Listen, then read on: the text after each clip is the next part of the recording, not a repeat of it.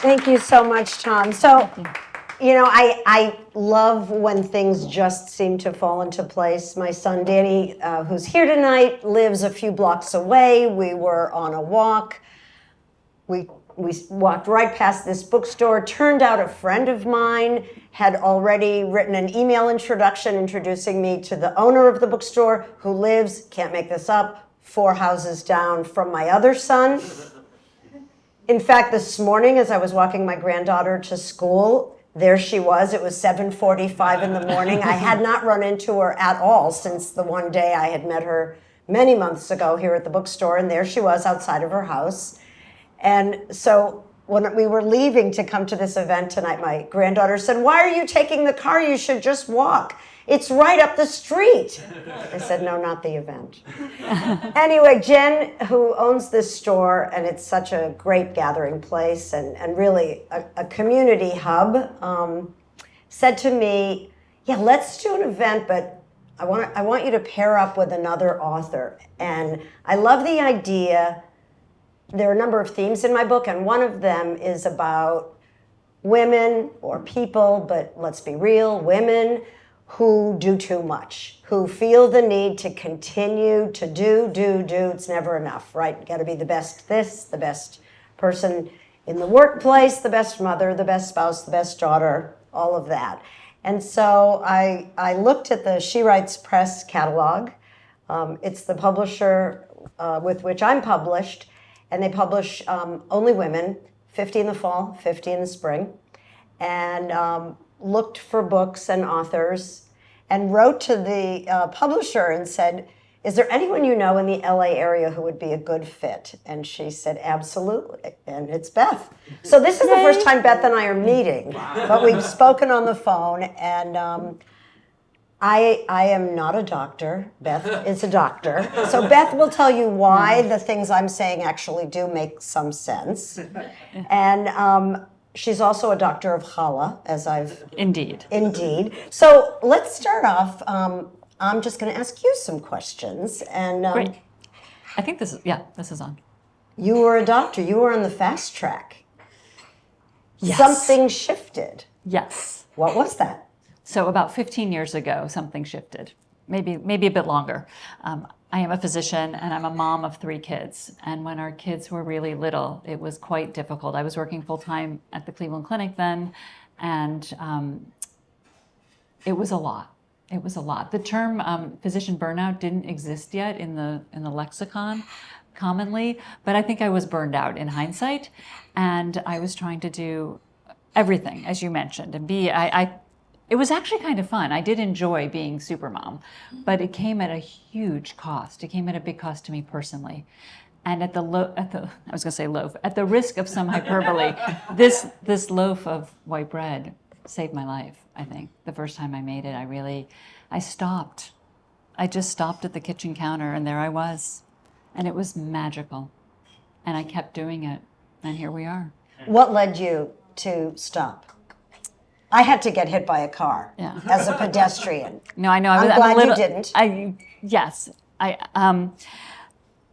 It was the Jewish New Year, and a girlfriend of mine from my New York days, where I did my training and started working, called to wish me Happy New Year, our family Happy New Year. And she said, "I've just done this mommy and me class. We've made challah. You should make challah."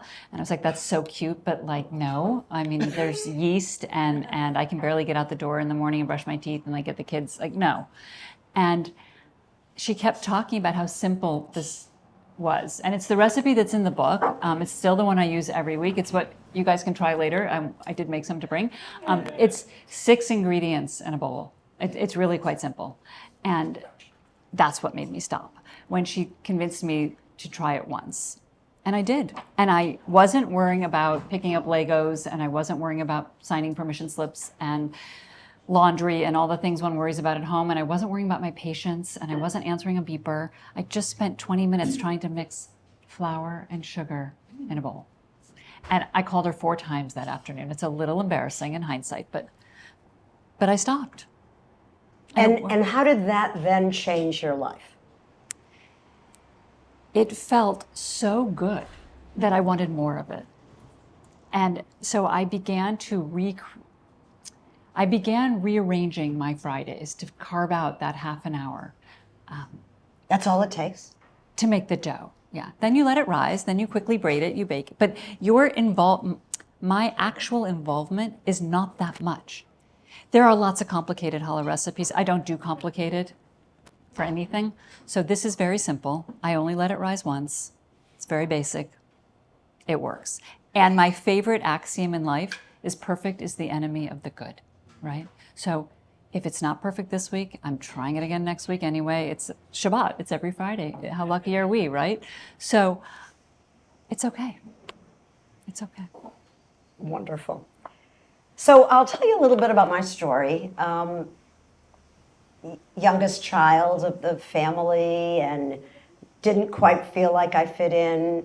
Big career in San Francisco radio and some television as well. And going, million miles an hour. We get to a certain point in life, many of us, and we know what our issues are, right? You know what your issues are, you kind of know. And you maybe have worked on them a little bit here and there, but sometimes it really takes being conked over the head. In my case, I had a number of losses, really major losses that were enormously difficult, lots of grief, and then I went right back to my old ways. And in 2012, October 3rd, rushing home, of course rushing home, because just had to squeeze one more meeting in, but their debate was about to be televised between then candidate Barack Obama and Mitt Romney. Does anyone remember this? Yes. Right? And I was crossing the street. It was a rare moment. I was totally focused on what I was doing. I was not on the phone. I was not texting. I was not looking elsewhere. A car stopped for me, and just as I got in front of that car, I heard what sounded like an explosion. And then I was airborne. And it turned out that a truck came at 50 miles an hour, hit the car that had stopped for me. She hit me. I went up onto her hood. That car was catapulted 50 feet down the street, and then I fell off the hood onto the ground. And from that moment on, my life was forever changed because I could do nothing for myself. I was completely dependent on others. And I know this sounds crazy, but in the end, and now that I'm fully recovered with absolutely no residual damage, I'm happy that it happened. I'm happy that it happened because my husband and I grew much closer. I'm happy that it happened because I learned how to be still, really how to be still, and how to allow myself to take a breath, as we were saying. Which is really hard to do. It is, when you said a few moments ago that you loved going at that fast pace, it's almost like a person who's bipolar and they love the manic state. I've never been diagnosed, but I feel like there was a certain energy, and the faster I went and the more I accomplished, the better I felt. We get a lot of external validation, and that's important. And we don't get that standing in the kitchen, with your hands in a bowl of dough. It's different. No, but I felt the need to get that external validation and also have my house be, I won't say perfect, but right? I had to volunteer for the PTA, I had to volunteer at the synagogue, I had to also do this course. and this and this. So many boxes to check. So many boxes, and be funny, and all of it. And as we get older, we learn that it comes at a price. Sometimes that price is our health. What have you learned as a physician that the price that people pay for that kind of not being able to get off the treadmill? It comes at a big price. So in particular, I would say there are three. My glasses. There are three pillars I think about when I think about lifestyle modification and ways that we can impact our health, not with pharmacy and procedures, but nutrition, exercise, and stress management are the big ones. Of course, there's sleep and tobacco and some other things, but I really think stress management is tantamount for all of us, because when you're stressed out, it's really easy to get sick, and we all can think about experiences when that's happened to us. And when you're stressed out, if you are sick, it's hard to get well. And what I have come to really appreciate with this practice, I like to think of this as my Hala practice, it enables me to have a way to manage my stress. It's like a mindful meditation for me every week to just take that half an hour.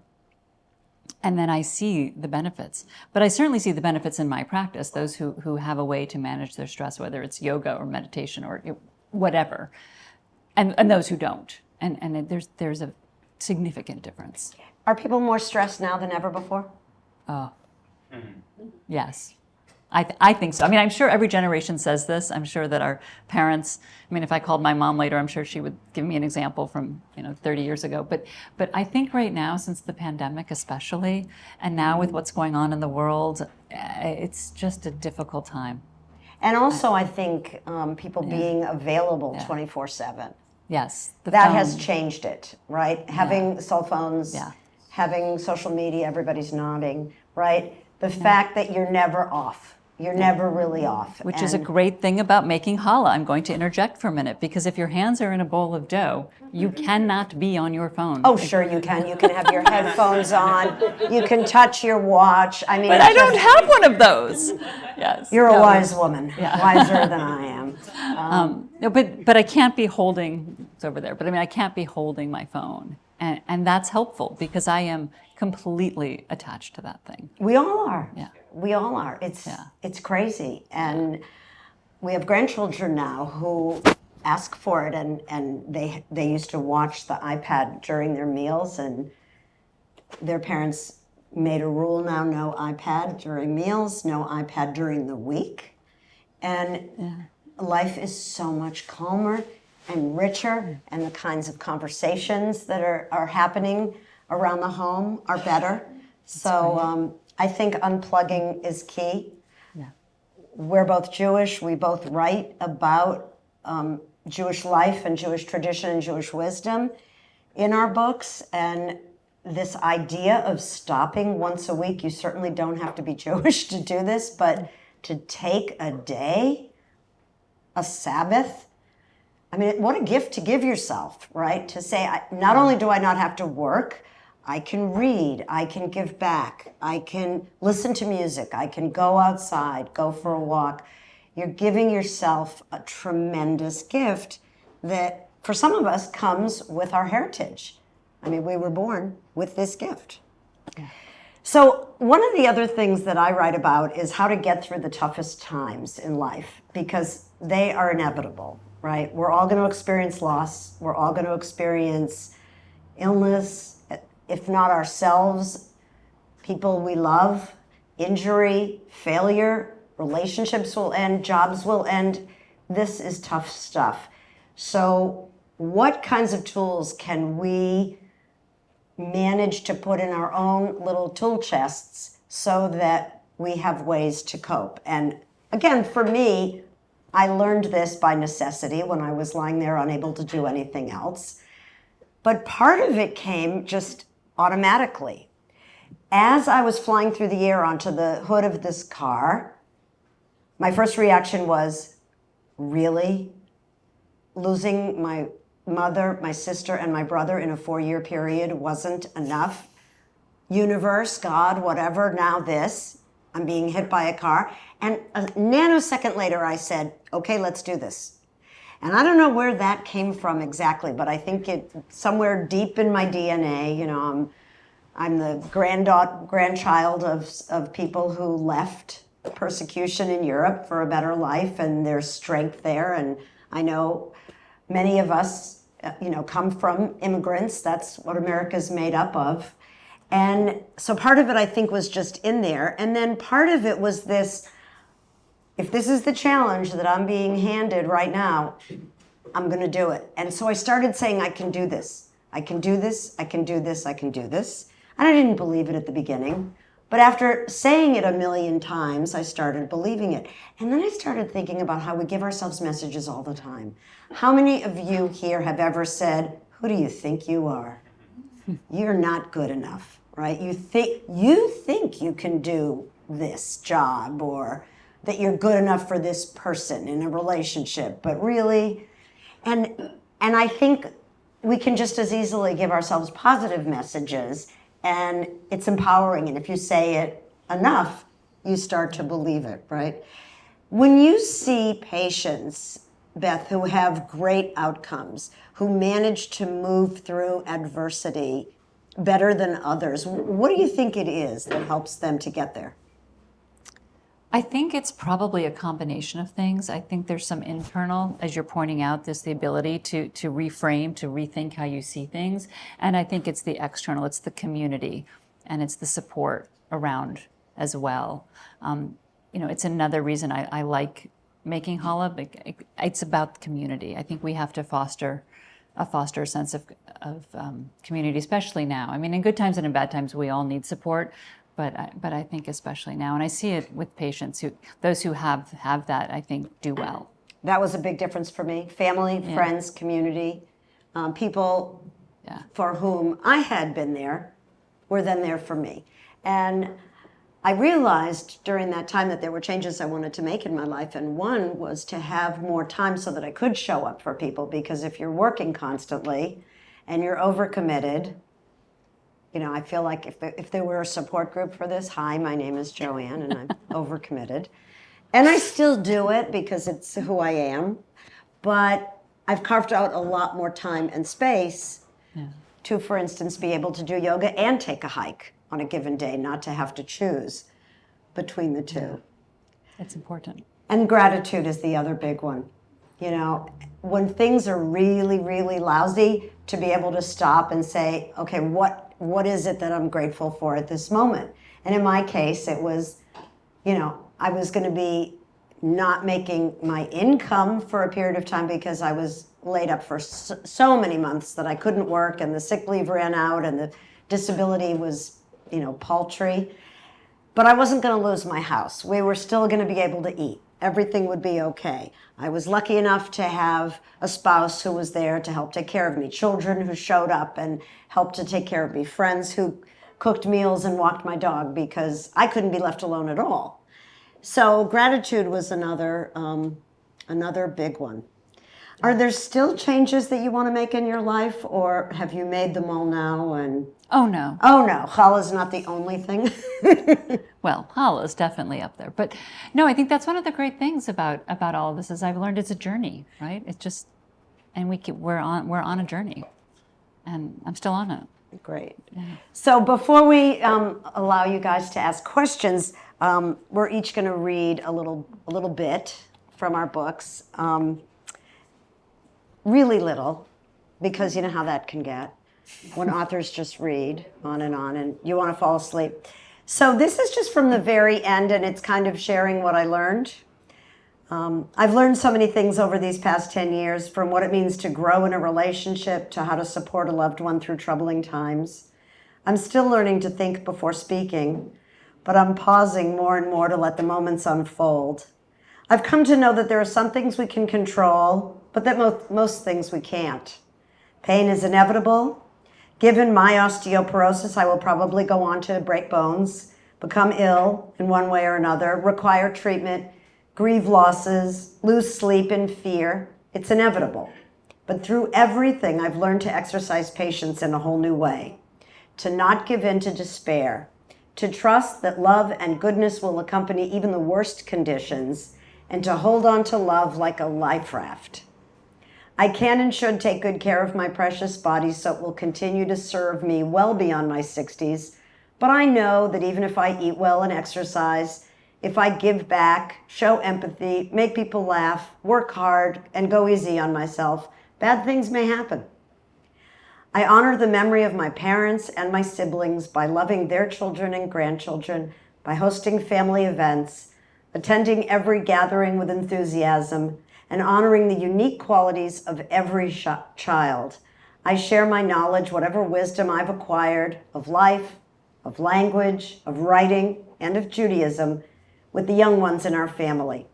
I am open about what it takes to nurture a healthy relationship, how important it is to communicate honestly while being sensitive to your partner and picking your battles carefully. Anything I can do to lighten their load or save them a few painful steps, I'll do. My birth, I come to finally understand, May have been an accident, but it was no mistake. For years, I felt that I didn't fit in my family or the place in which I was raised. I wondered how my siblings' lives might have evolved if I hadn't arrived unexpectedly when my parents were in their 40s. But now I know without a doubt that I have an important role to play in my family and in my community. I will continue to show up and be present for myself and everyone I love, because that's what it means to move through the accidents to fulfill my purpose. Thank you. I'm actually going to take the opposite tactic and read from the beginning. For more than 10 years now, I have made challah almost every Friday. I have made challah in 3 different cities while raising 3 different children and trying to keep at least 3 goldfish alive. Alas, unsuccessfully, I must add, for those poor goldfish. I have made challah while mourning the loss of my father, while helping a friend through her cancer diagnosis, and while nursing many a child's wounded knee and wounded pride. I have made challah while working as a busy physician at one of the world's top hospitals, and while working as a stay-at-home mom who could never get my kids out the door properly dressed for the bitter Midwest cold. I have made challah alone and with other women, some of them my dearest friends, and some I had not even met before we started to bake bread. Why have I persisted each Friday to make challah for hundreds of Fridays and counting? Because countless demands on my time and energy overwhelmed me. Because one night, I even convinced myself that running in place in the upstairs bathroom while I sorted the day's mail counted as exercise. Because as a physician, I know all too well that stress like this makes us sick. Not just theoretically sick, but actually sick. Because I learned I could change this pattern.